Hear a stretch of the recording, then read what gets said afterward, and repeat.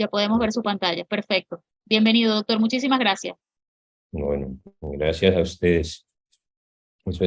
Soy, como me presentaba la doctora Exaida, médico radiólogo, radiólogo intervencionista y coordinador del servicio en la Clínica Foscani en la Universidad Autónoma de Bucaramanga. En los pacientes con fístulas durales, pues recordemos que las fístulas durales son patologías que entran dentro de las malformaciones arteriovenosas cerebrales, en donde se producen comunicaciones anormales entre vasos arteriales y vasos venosos, vasos que llevan aferencias durales a las meninges, con diferentes tipos de drenaje. Las fístulas arteriovenosas durales representan entre el 10 y el 15% de todas las malformaciones vasculares intracraneales, y la edad más frecuente de presentación es entre los 50 y los 60 años.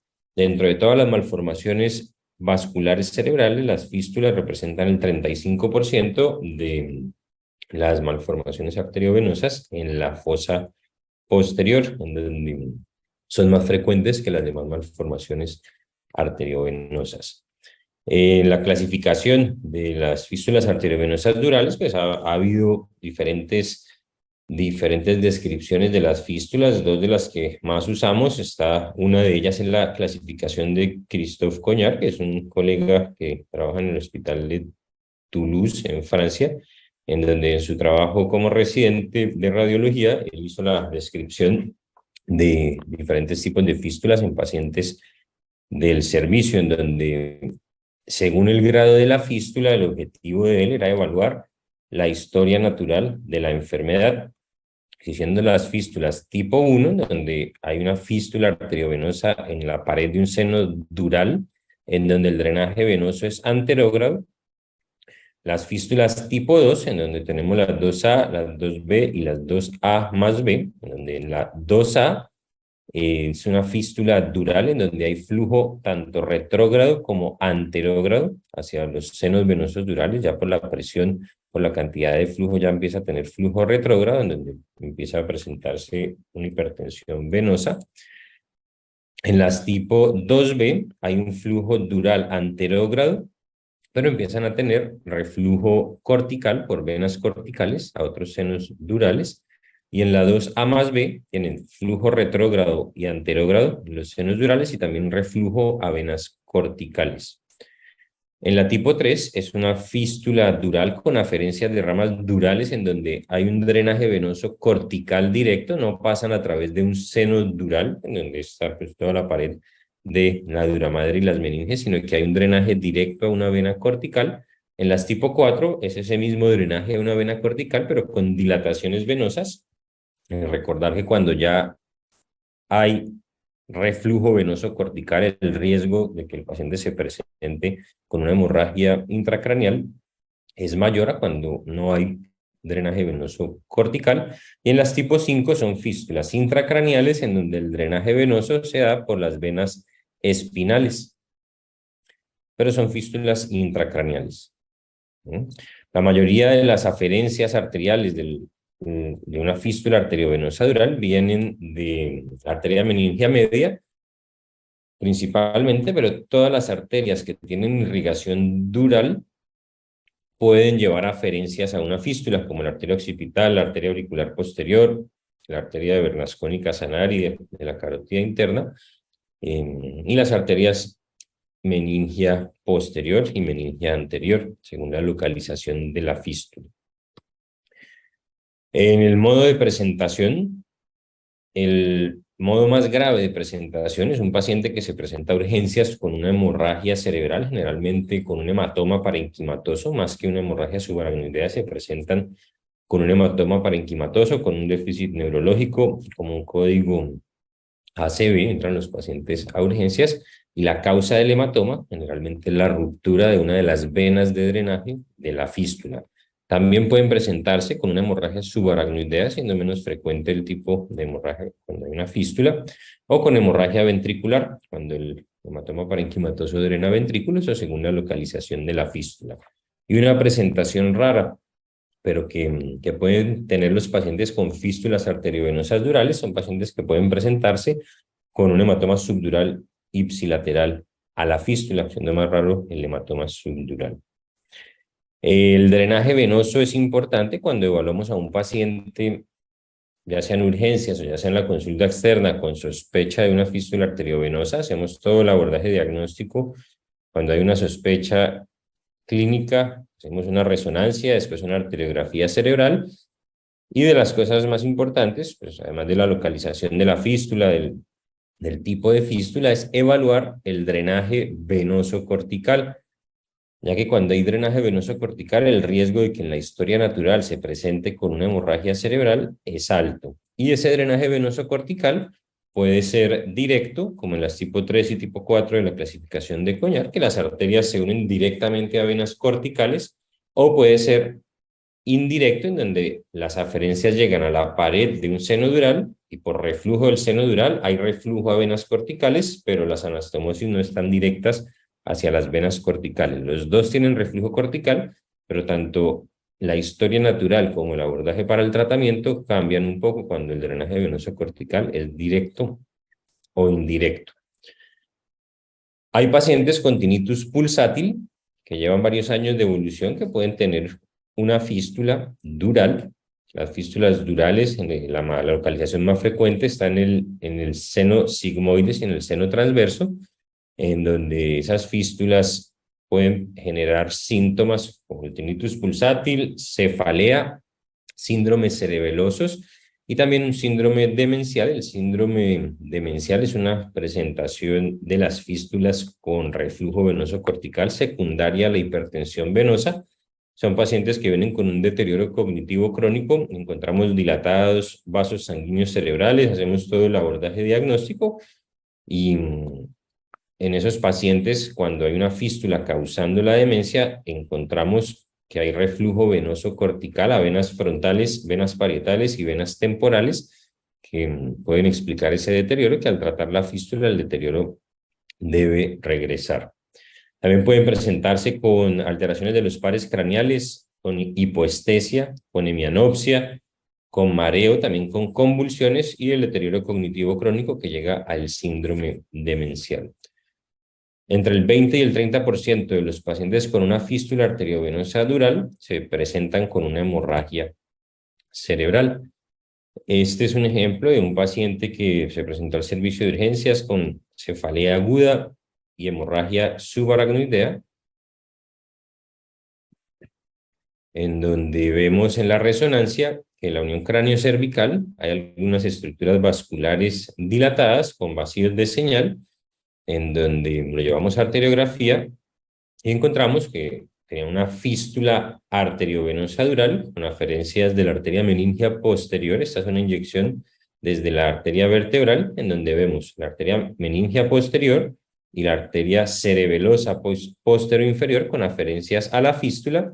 Y estos vasos sanguíneos dilatados son las venas de drenaje. Un paciente con una fístula con drenaje venoso cortical directo, con un aneurisma venoso que muy probablemente fue el causante de la hemorragia, en donde hicimos el tratamiento endovascular embolizando las aferencias desde la arteria cerebelosa posterior inferior y desde la arteria meningia posterior con un líquido embólico, en donde vemos en estos controles finales que hay enlentecimiento del flujo venoso, lo que implica pues, que va a haber una trombosis de las venas de drenaje con el objetivo principal de evitar un resangrado.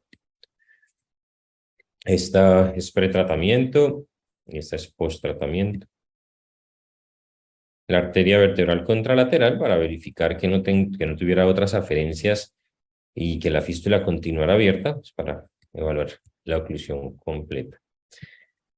Esta es otra paciente de 69 años que consultó por un déficit en el sexto nervio craneal, en donde encontramos una fístula. Pues en estos pacientes generalmente llegan a través de neurooftalmología, consultan por paresia de algún par craneal y dentro del abordaje diagnóstico pues evaluamos el seno cavernoso, evaluamos si hay alguna lesión intraorbitaria, si hay lesiones intracraneales.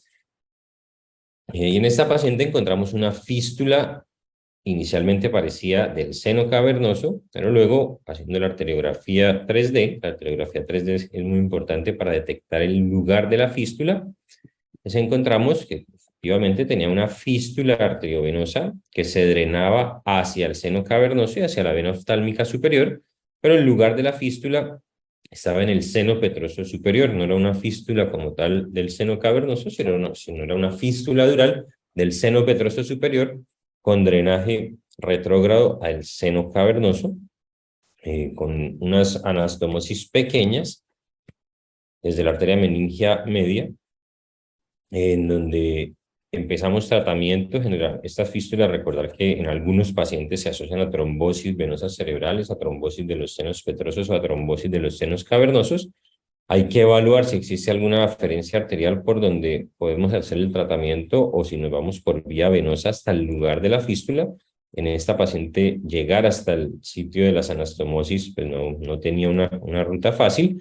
Empezamos tratamiento con anticoagulación y con Daflon para disminuir la inflamación de la órbita.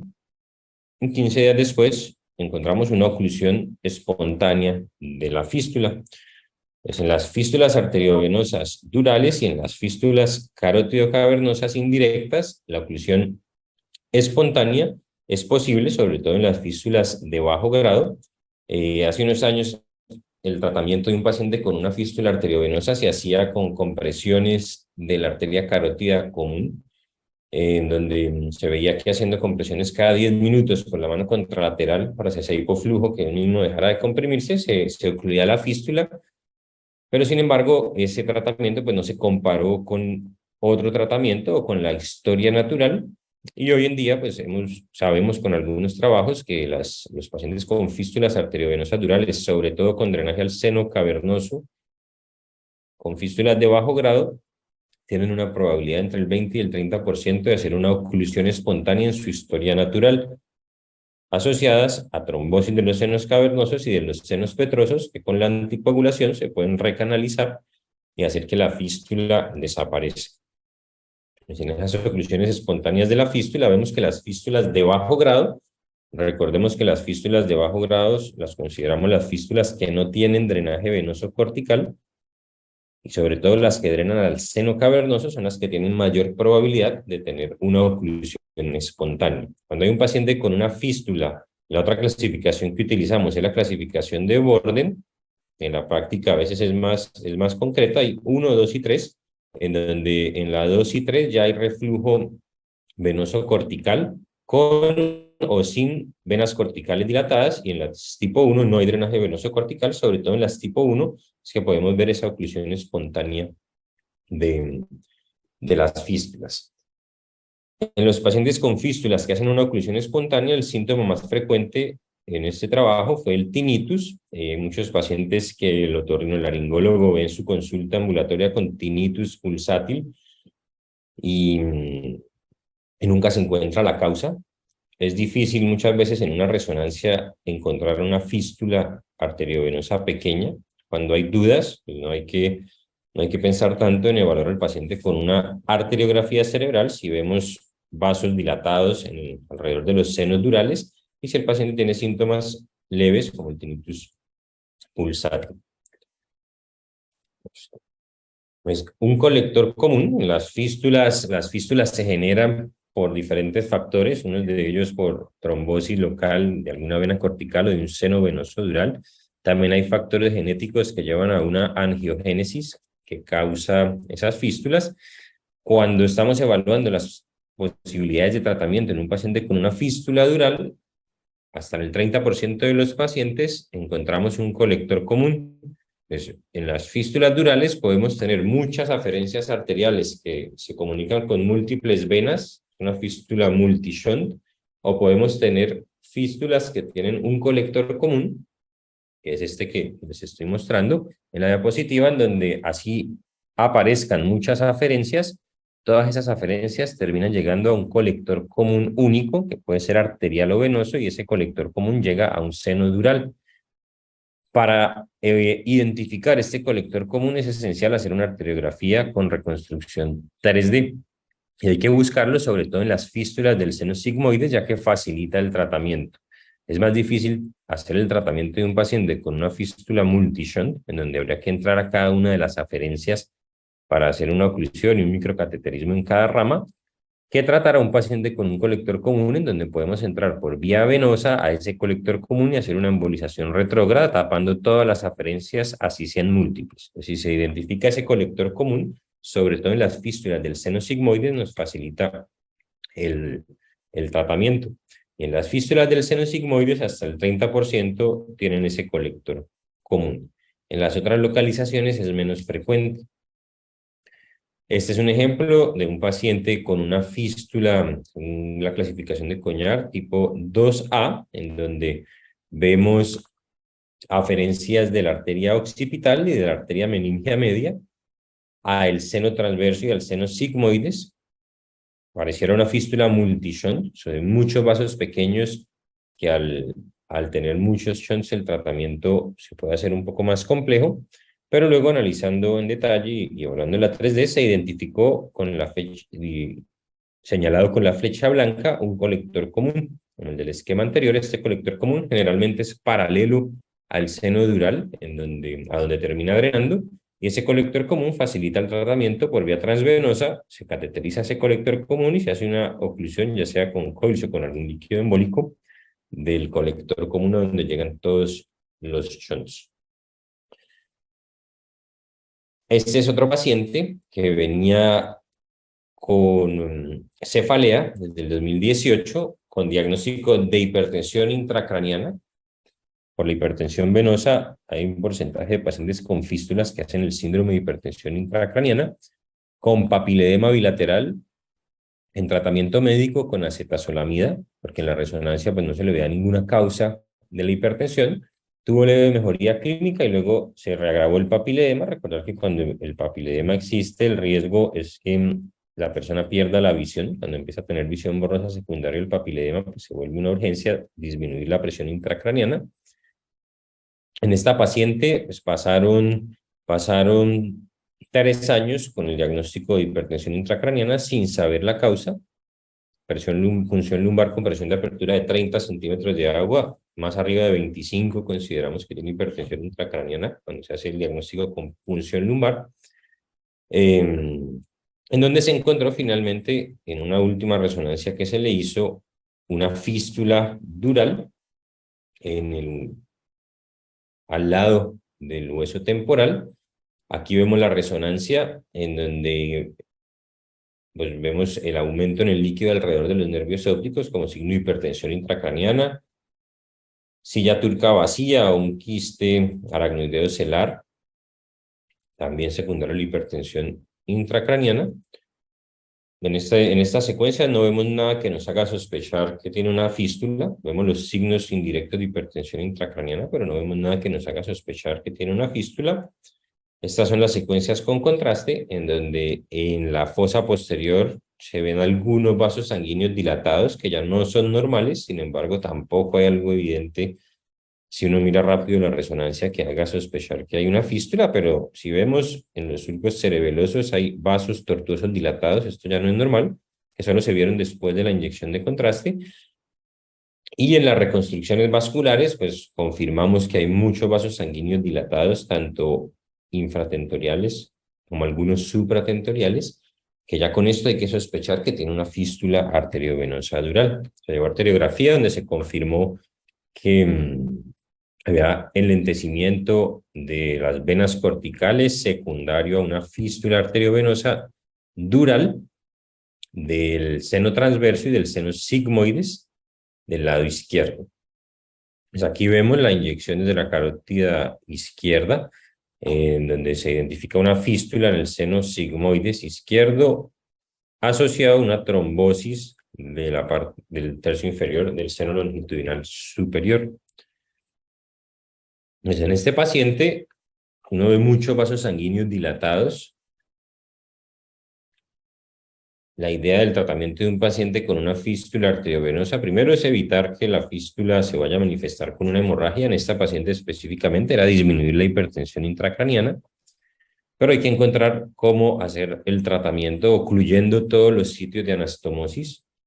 En esta paciente veamos múltiples aferencias arteriales, lo cual hace más complejo el tratamiento, pero igual analizando la 3D y las demás, y luego todas otras proyecciones, encontramos que tenía un canal común. Está hasta en el 30% de las fístulas del seno sigmoides, este canal común paralelo siempre al seno sigmoides que recibía todas las aferencias de la meningia media, occipital, auricular posterior, y desde ese canal común drenaba al seno sigmoides. Esto ya facilita el tratamiento. Entonces, en el tratamiento por vía venosa, puede irse uno o por vía transarterial o por vía venosa. En esta paciente, al tener un colector común, pues el tratamiento por vía venosa se hace más fácil. Función de la vena femoral, cateterismo de la yugular, entramos hasta ese colector común, en el círculo que tiene el 1, para ocluirlo, pero además encontramos que tenía un segundo colector común, tenía dos fístulas diferentes con aferencias compartidas, pero dos colectores comunes diferentes, uno en el seno sigmoides y otro en el origen de la vena yugular. Este es el microcateterismo de ese colector común, retrógrado por la vena. A la izquierda, antes de tratamiento, y a la derecha, vemos ya ocluido ese colector común con oclusión de esa fístula, pero confirmamos que tenía una segunda fístula con otro colector común, que fue más difícil de cateterizar. Sin embargo, se logró cateterizar. Aquí está. Pero en la oclusión de ese segundo colector común, los coils, esa se hizo con coils, por el flujo de la fístula migraron a la unión del seno sigmoides con la vena yugular y estaban ocluyendo el seno sigmoides en una paciente con trombosis ya del seno longitudinal superior, en donde el objetivo era preservar el flujo anterógrado del seno transverso para disminuir la hipertensión intracraniana, además de cerrar la fístula, restaurar el flujo anterógrado en los senos venosos.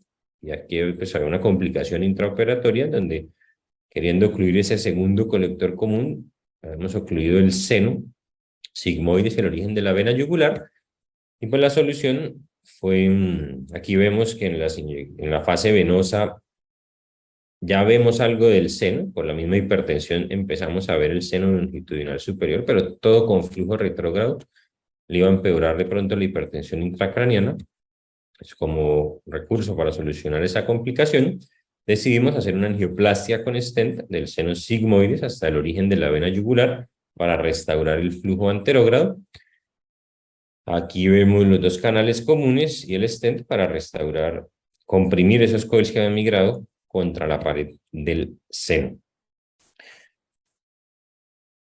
Es un tratamiento que hoy en día está en evaluación, el tratamiento con angioplastia con stent en un seno venoso dural en pacientes con fístulas arteriovenosas, en donde, pues para los que hacemos intervencionismo, el objetivo de un paciente que tiene una fístula multishunt en la pared de un seno venoso dural, en donde se hace muy difícil cateterizar todas las aferencias arteriales para hacer la oclusión, y queremos preservar el seno, porque un tratamiento es ocluir todo el seno transverso o el seno sigmoides, pero si queremos preservarlo, con un stent que haga presión desde adentro en las capas de la dura madre, podemos comprimir, hacer una compresión de todos los shunts, y se está evaluando si ese tratamiento es seguro y eficaz con un stent autoexpansible en los senos, en el seno venoso con una fístula multishunt. Estos son algunos tratamientos, algunos resultados de ese tratamiento. Pues hay todavía pocos pacientes tratados con angioplastia con stent para el tratamiento de una fístula arteriovenosa dural multishunt, en donde los resultados que hay hasta ahora pues han sido buenos en oclusión completa de la fístula. En un paciente con una fístula arteriovenosa dural de bajo grado, es decir, que no tenga drenaje venoso cortical, el riesgo de que en su historia natural se presente con una hemorragia cerebral es bajo. Y el tratamiento, así sea un tratamiento seguro, ya sea transarterial o transvenoso, pues hay que compararlo contra ese riesgo de la historia natural. Estos son los pacientes que generalmente no se presentan a urgencias porque no han tenido hemorragia intracraneal, sino que están en una consulta ambulatoria, ya sea por cefalea o por tinnitus, y encontramos una fístula tipo 1, causante por lo menos del tinnitus, en donde hay que evaluar muy bien si tiene alguna indicación de tratamiento, ¿no? Porque no queremos que el tratamiento, si tiene mayor riesgo de complicaciones que la historia natural, pues vaya a dejar al paciente con una discapacidad neurológica. Pues en los pacientes con fístulas de bajo grado, la principal indicación de tratamiento es el tinnitus pulsátil, en el que el paciente es claro en decir que le está afectando su calidad de vida. Pues hay que analizar cada fístula individualmente, porque las fístulas, así las intentemos clasificar, cambian un poco para definir el tratamiento en un paciente con una fístula sin drenaje venoso cortical, cuando se va a tratar un síntoma como el tinnitus pulsátil secundario a una fístula, porque el riesgo, si no lo tratamos de una hemorragia intracraneal, es bajo. Hay que analizar muy bien estos pacientes. Hay algunos estudios que han evaluado que la historia natural de los pacientes con una fístula de bajo grado es menos riesgosa que el tratamiento. Por eso, para tratar un paciente con una fístula de bajo grado, hay que en verdad estar seguros que los síntomas sí están causándole alguna discapacidad. La embolización pues desde hace más o menos unos 35 años se empezó a hacer en pacientes con fístulas arteriovenosas durales. La embolización se puede hacer con diferentes materiales, con líquido embólico o con coils o con oclusión de un seno dural.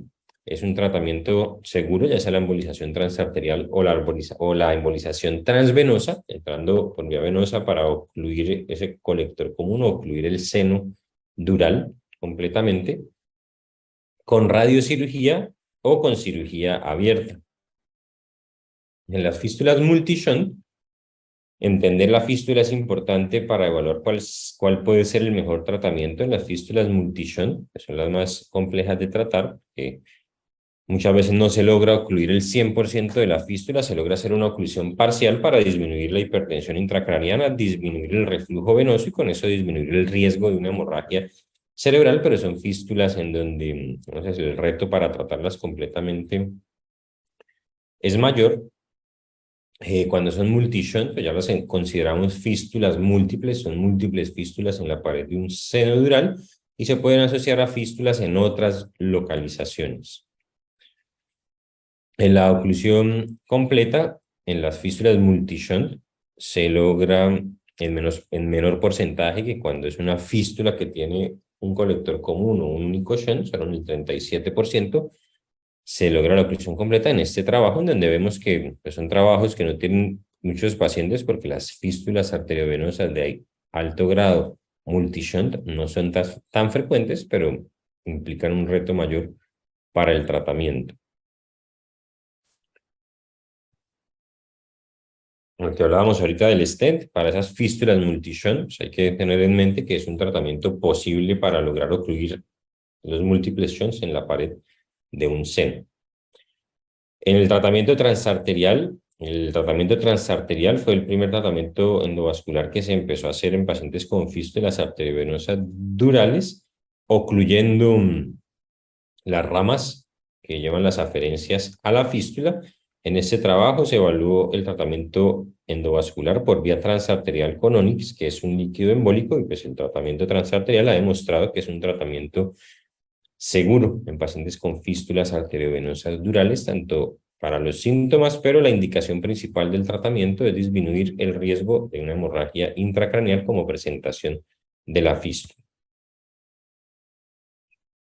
Este es un paciente de 57 años que consultó por un único episodio convulsivo. Después, por la convulsión, pues se cayó, tuvo un trauma craneoencefálico, antecedente de otalgia, hipoacusia y dislipidemia. En la tomografía simple tenía una hemorragia subaracnoidea Fisher 2. En el angiotac se veían vasos dilatados. En la resonancia también, en donde vemos en el TOF, vemos señal en el seno sigmoides izquierdo, pues si es un TOF hecho con los parámetros específicos de velocidad arterial, solo deberíamos ver señal en las arterias. En este paciente, en el TOF arterial, estamos viendo señal en el seno sigmoides. Ya hay que sospechar que tiene una fístula, ya hay que sospecharlo. Si vemos señal en una vena en el tiempo de vuelo arterial, hay que sospechar que tiene algo anormal. No es normal ver una vena con señal en el TOF arterial. Confirmamos que tenía una fístula del seno transverso y del seno sigmoides izquierdo. Este paciente en la resonancia, veamos esta fístula en el seno sigmoides izquierdo. Hicimos la arteriografía y en la arteriografía encontramos que tenía múltiples fístulas, no solo en el seno sigmoides izquierdo, sino también en el seno longitudinal superior. Este paciente, cuando llegó a urgencias, lo intubaron, que después del episodio convulsivo, del trauma craneoencefálico, llegó intubado, estaba en la UCI. Ya con muy poca sedación, le quitaron luego la sedación, no lo podían extubar, continuaba con la alteración en el estado de conciencia y encontramos que tenía múltiples fístulas con drenaje venoso cortical. Hablando después con la hija pues, sí contó que el papá en los últimos 4 años venía con un deterioro neurológico, un deterioro cognitivo progresivo que lo estaban tratando como si fuera una demencia. Pues se había presentado ahorita la convulsión y la caída y lo habían intubado. Entonces nos empezó a generar la duda de que este paciente estuviera presentando una hipertensión intracraniana secundaria a las múltiples fístulas y así enfocamos el tratamiento ya que no lograban extubarlo en la UCI. Evaluamos todas las arterias, encontramos la fístula en el seno longitudinal superior, también con trombosis en la parte más posterior del seno longitudinal superior, lo cual pues no le ayudaba a la hipertensión intracraniana porque esa fístula terminaba drenándose por las venas corticales, frontales y parietales, causando la hipertensión, y además tenía otras fístulas, una fístula dural, que ya hemos visto en la resonancia en el seno sigmoides izquierdo, otra fístula pial cerebelosa derecha y otra fístula también pial cerebelosa izquierda, donde pues, la pregunta que nos hacíamos era ¿qué fístula le estará causando la mayor hipertensión intracraniana? Empezamos el tratamiento por la fístula del seno longitudinal superior, que tenía aferencias bilaterales de las arterias meningias medias y también por ramas transóseas de las temporales superficiales. Fuimos por vía transarterial, ya que el seno longitudinal superior estaba trombosado, no teníamos un acceso venoso, e hicimos el tratamiento transarterial ocluyendo la fístula y ocluyendo el seno. El líquido pues pasa a través de la fístula hasta el seno dural, ocluyendo el seno, pero ya era un seno disfuncional, en donde en el control final vemos disminución en el tamaño de las venas corticales frontales y parietales, ya que el objetivo principal de este primer tratamiento era disminuir la hipertensión intracraniana. Estos son los controles finales de la vertebral, viendo que todavía pues, las demás fístulas seguían abiertas, pero ya con disminuir la hipertensión intracraniana. Esta es la tomografía del día siguiente, donde vemos el líquido embólico en el seno longitudinal superior y en las venas corticales que tenían el reflujo. Disminuimos la hipertensión intracraniana y el paciente ya empezó a despertar, se pudo extubar y el deterioro neurológico, el deterioro cognitivo que traía, pues empezó a mejorar. Y luego hemos programado el tratamiento de las otras fístulas, pero en ese paciente el tratamiento inicial lo hicimos con el objetivo de disminuir la hipertensión intracraniana. Este es un trabajo en donde evaluamos 54 pacientes con fístulas de alto grado, fístulas arteriovenosas tipo 2 y 3, es decir, con drenaje venoso cortical, con o sin dilatación, y comparamos dos grupos. Hicimos la división entre pacientes con drenaje venoso cortical directo versus drenaje venoso cortical indirecto a través de un seno dural hacia los reflujos, hacia el grupo del drenaje venoso cortical indirecto. En la presentación clínica vemos que hubo un poco más de hemorragia en el grupo con drenaje venoso cortical directo, 42% se presentaron con hemorragia versus 31% en el grupo con drenaje venoso cortical indirecto, es decir, son más agresivas las fístulas con drenaje venoso cortical directo, pero también esas fístulas son un poco menos complejas de tratar. Aquí vemos por localización, en D es el grupo con drenaje venoso cortical directo y el de la I es el grupo con drenaje venoso cortical indirecto. Vemos que el drenaje venoso cortical indirecto, el 81% de las fístulas estaba en los senos transversos, en alguno de los dos senos transversos, versus solo el 31% en las fístulas con drenaje venoso cortical directo, y en el grupo con drenaje directo, la mayoría estaban en venas corticales, frontales y parietales, que después llegaban al seno longitudinal superior. Pues en la localización también encontramos una diferencia entre el drenaje venoso cortical directo e indirecto. Y en la oclusión, aquí vemos las tasas de oclusión inmediata, en donde en el grupo de drenaje venoso cortical directo, en el control angiográfico intraoperatorio, el 54% logramos oclusión completa, pero del resto, en el seguimiento, se veía una oclusión completa, es decir, se siguió cerrando la fístula al bajarle flujo. En el 92%, en cambio, en el grupo con drenaje venoso cortical, encontramos que lo que lográbamos como oclusión en el momento del tratamiento era lo que iba a quedar en el largo plazo, cuando generalmente son fístulas multi-shunt, que los otros shunts quedan abiertos y no se van a ocluir con una oclusión parcial. En el enfoque del tratamiento, si estamos tratando un paciente con una fístula con drenaje venoso cortical indirecto, deberíamos evaluar cómo logramos el 100% de oclusión en el tratamiento inicial, porque sabemos que si no lo logramos, después no se va a seguir ocluyendo la fístula, diferente al grupo de drenaje venoso cortical directo. Pues en este grupo con drenaje venoso cortical indirecto es donde hoy en día se está planteando el tratamiento con angioplastia con stent de todo el seno dural para comprimir todas las anastomosis. En la resonancia, pues el tiempo de vuelo arterial es importante cuando hay sospecha, muchas veces pues no es tan evidente la sospecha clínica de una fístula arteriovenosa, porque si se presenta como un síndrome convulsivo, con cefalea o con tinnitus, pues hay muchas otras causas de esos síntomas.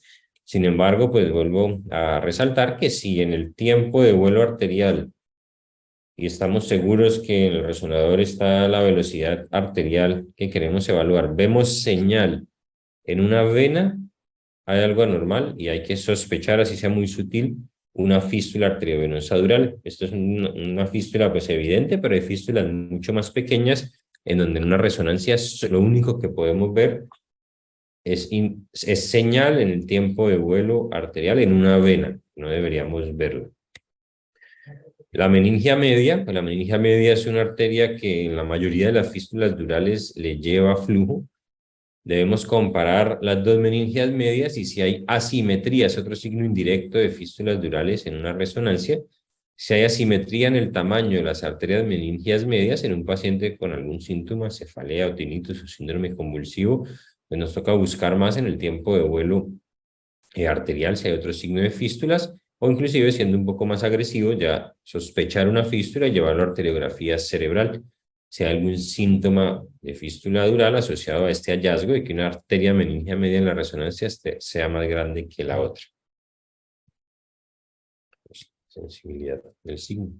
Este es otro paciente que atendimos, pues, que es paciente nuestro, que venía también con varios años de evolución de cefalea y tinnitus pulsátil e hipertensión intracraniana. Se había hecho ya 3 resonancias, en ninguna se había sospechado una fístula arteriovenosa dural. Luego en los controles, porque continuaba con cefalea, visión borrosa, volvimos a hacer otra resonancia y ya en el TOF vimos esto. Señal en el seno transverso derecho en el tiempo de vuelo arterial es anormal, ahí hay que sospechar una fístula y algunos vasos dilatados. Llevamos a arteriografía y efectivamente tenía una fístula del seno sigmoides causante de la hipertensión intracraniana, del tinnitus, de la cefalea, con un canal común. Entonces encontramos también ese canal común, aquí representado en rojo, que llega al seno sigmoides. E hicimos el tratamiento transvenoso, cateterizando ese canal común, inyectando el líquido embólico que retrógradamente ocluyó todos los shunts y las anastomosis. Este es otro paciente de 79 años en seguimiento por vértigo, mareo, náuseas, alteración para la marcha, en donde nos llegó a la consulta externa de radiología intervencionista ya con esta resonancia por sospecha de una malformación vascular, en donde vemos también la meningia media grande. Pues cuando la meningia media, una de las dos meningias medias es más grande que la otra, hay que sospechar que hay algo anormal. Y una vena cortical dilatada. Esta era una fístula con drenaje venoso cortical directo a una vena temporal, con uno o varios shunts, pero directo a esa vena cortical, no pasa por un seno dural antes de llegar a las venas corticales, en donde debemos descartar que no tenga aferencias piales. Hay un porcentaje de pacientes con malformaciones arteriovenosas que comparten malformaciones durales con malformaciones piales. Piales pues serían ramas de la meningia media, que en la arteriografía las descartamos.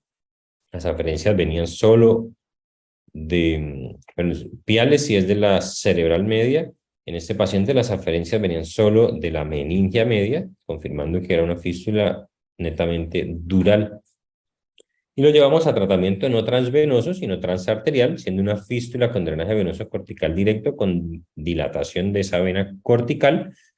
Y dentro de la meningia media encontramos que había 3 aferencias principales, pues entramos a cada una de ellas y logramos la oclusión completa por vía transarterial.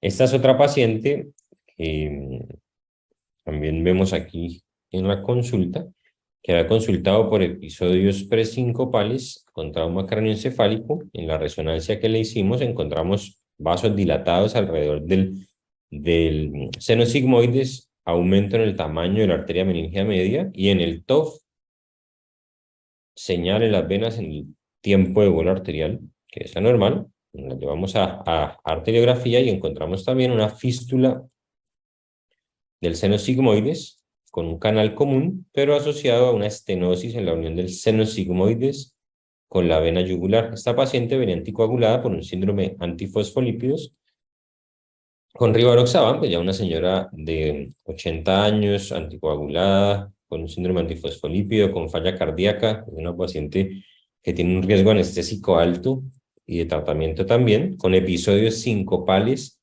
que pues no hay manera de saber si son secundarios o a su enfermedad cardíaca o a la hipertensión intracraniana por la fístula. Pues inicialmente decidimos tenerla en controles ambulatorios, le dimos salida y volvió a la consulta durante el primer año, pero continuaba con los episodios sincopales y al ser una posible causa, pues finalmente decidimos hacer el tratamiento en conjunto con la paciente, pues asumimos el riesgo. La llevamos al tratamiento por vía transvenosa con el objetivo de ocluir la fístula retrógradamente, preservando el seno sigmoides. En esta paciente venía anticoagulada, bueno, hicimos el abordaje transvenoso, embolización retrógrada, también fuimos por la arteria carótida externa para inflar un balón durante la inyección retrógrada para disminuir el flujo en las aferencias y lograr una oclusión retrógrada de la fístula. Pero a pesar de eso, al inyectar el líquido embólico, acá está el canal común refluyó e hicimos una obstrucción del segmento estenótico del seno sigmoides, que era lo que queríamos preservar. En esta paciente no le queríamos hacer angioplastia con stent, por lo que nos tocaría dejarla con doble antiagregación y ya venía anticoagulada por el síndrome antifosfolípido y por la falla cardíaca. Intraoperatoriamente, pues analizamos, bueno, ya es un seno disfuncional, así lo tapemos, ya era un seno dural con flujo retrógrado, el cerebro se está drenando por otras venas, decidimos ocluida la fístula, dejar ocluido el seno sigmoides, y en esta paciente, esta es una venografía intraoperatoria ya con la oclusión del seno sigmoides, donde vemos que todo el flujo retrógrado lo vemos en los senos transversos, no tenía seno transverso del otro lado, todo se va por venas corticales a seno longitudinal superior, pues la duda que teníamos era que le fuera a empeorar la hipertensión intracraniana. Sin embargo, ya habíamos ocluido la fístula como causa de la hipertensión. Finalmente no hicimos la angioplastia con stent por el riesgo de doble antiagregación y anticoagulación. Esta paciente se demoró 3 días en que se pudiera extubar después del tratamiento, probablemente mientras el cerebro hacía una redistribución del drenaje venoso cortical, pero finalmente se pudo extubar y al ser un seno que crónicamente tenía flujo retrógrado, pues el cerebro termina buscando otras rutas de drenaje, a veces ocluir el seno cuando ya crónicamente viene con hipertensión, pues no es tan grave. Bueno, esa paciente se recuperó bien. Y este último caso que para compartirles es un paciente de 26 años, joven, que remitieron de otra ciudad, pues Cúcuta, vecino a Venezuela, lo remitieron de Cúcuta a Bucaramanga, con un cuadro de 2 años de dolor de cabeza, alteraciones en los campos visuales, epistaxis y un síndrome del seno cavernoso con diagnóstico de una malformación arteriovenosa cerebral. Esto fue en el 2017. Esta es la arteriografía cerebral, aquí la inyección de la carótida externa derecha, en donde vemos que tiene una fístula arteriovenosa dural, proyección AP y lateral, en el seno transverso con dilatación, con un aneurisma venoso. Este paciente tenía un aneurisma del seno transverso derecho. Aquí lo vemos, este dilatado es el aneurisma.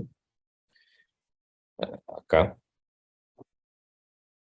Y ese aneurisma había erosionado el hueso. Este era un paciente que al examen físico se le sentía la fístula, ya el hueso estaba erosionado, se le sentía esa vena pulsando, el seno transverso pulsando a través de la piel, en donde pues el riesgo de una hemorragia era alto. En el 2017 hicimos el primer tratamiento, pues que hay que planear bien el tratamiento y tener diferentes opciones, porque durante el tratamiento uno puede tener cambios y hay que llevarlos ya en mente, pensados. El objetivo era ocluir el seno transverso derecho, no tenía más fístulas, era la única fístula. Ocluir el seno transverso derecho, ocluir el aneurisma venoso y luego llevarlo a cirugía para resección de la masa del aneurisma trombosado. Estas son las aferencias de la arteria meningia media. También tenía aferencias de la arteria occipital. Queríamos preservarle el seno transverso izquierdo, en un paciente joven que por lo menos tenga un seno dural con flujo anterógrado.